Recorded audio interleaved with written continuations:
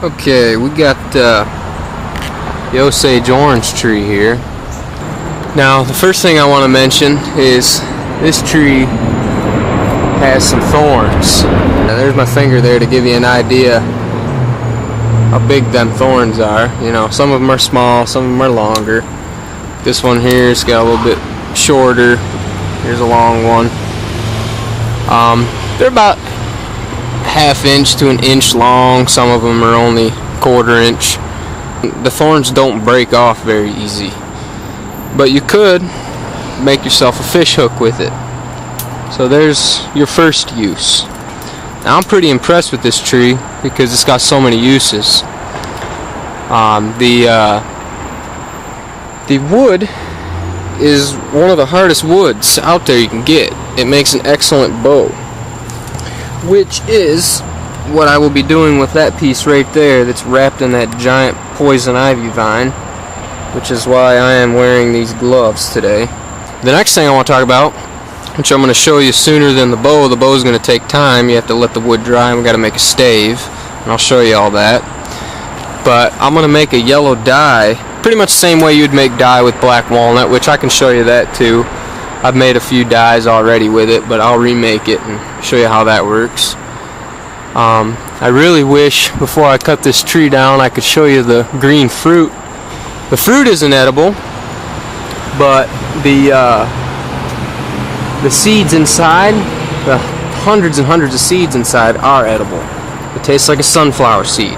It's just work getting them out. You got to actually soak it in water for a while to get the seeds out. It mushes up that fruit and then you just squish them apart. It's not a pleasant process, but hey, the fruit also, you can make a glue out of the milky white sap, but I want you to be advised, I warn you that some people are allergic to this sap.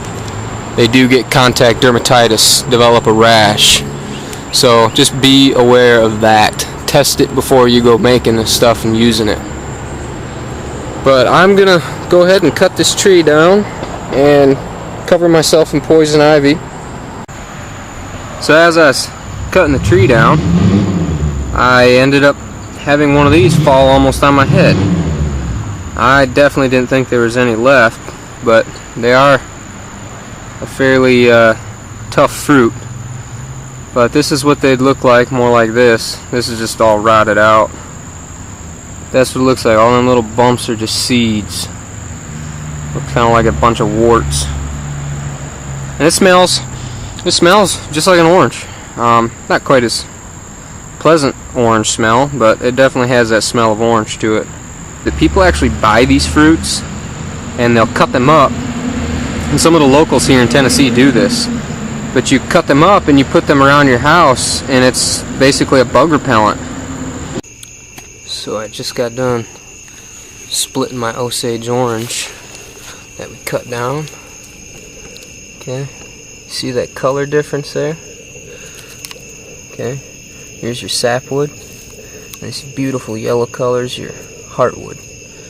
Okay, we're gonna make ourselves a really nice dye, and I'm gonna dye me a new head wrap. Okay, I shaved up my Osage orange here into little shavings. The best thing to do is get sawdust, and what I did is split a couple chunks off that piece I showed you out there, and took a little saw and just kind of chopped it up. Keep the sawdust. You can see it all sitting down there. Okay, you want to keep all that, and shave this up as fine as you can. I just chop it up as good as I can. Now, typically you'd want, about 4 ounces for a good batch of dye. This is plenty for me. I'm just making one thing, but I'm going to save this dye and use it for later. Just like I did with my walnut dye, I just jarred it up, and you can use it over and over again.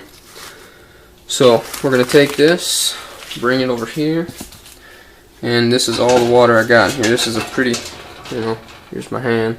It's a fairly large, same one I use for my essential oil and all that. I use a piece of bamboo from outside. I got lots of bamboo, and I'll just cut a little sliver off. You don't want to use a spoon from your house.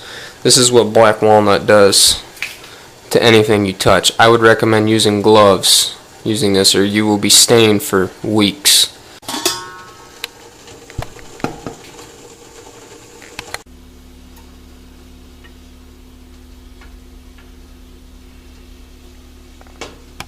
Now I do get whatever piece I'm using wet, and I'll kind of score it a little bit by rubbing it together, stretching it out, getting them fibers really opened up and everything, because that helps the dye soak in a little bit, helps it catch on there a little better. Now there's a lot of professional ways of going about this. You can take and use some type of washing soda, I've heard. It's something that removes all the oils. Now I wash my hands with just dish soap to get the oils off my hands before I handle this, and I'll just kind of rinse this out, get it damp before I put it in there, and just kind of stretch it and rub it around just to get everything loosened up. That's my way of doing it, but you can go about the other way of doing it. I just like the more natural way of doing things. Like a lot of people add mordants to these to make the colors more like the ones you would find in a store, but I like the more natural look. So it's up to you. This is just what I do, and I've never had a problem doing it. I'll show you the one I made with black walnut right now. Alright, here's the head wrap I made with black walnut. As you can see, colors are good all the way through, but I use the same process except it was with black walnuts. Just got it wet, scored it a little bit, threw it in there. And you want to make these one shade darker than your desired color, and that's what I use for everything I dye with, one shade darker. So there's black walnut. I'll show you a video on that one too. I have some dye stored already, but I can do it again with just a few black walnuts. Okay, we'll dunk this in real quick just to show you. Okay, you see that it already turned yellow? That's the color we're going to get. Now usually you'd remove all that stuff, but I'm just going to throw it in and wash it off when I'm done. Now you want to let this simmer on here for probably at least 20 minutes. Okay, and there's the finished product. Now you got to rinse this out until the water comes clear. See, when I'm squeezing that, it looks clear there, but it's actually yellow. So I need to get all that out by just rinsing it. It's really yellow. And that's just extra dye is all that is. You're not going to take it out of here, and when you're done with this, go ahead and wash it. If you don't with black walnut, you're going to be wearing that color on your head for a few weeks.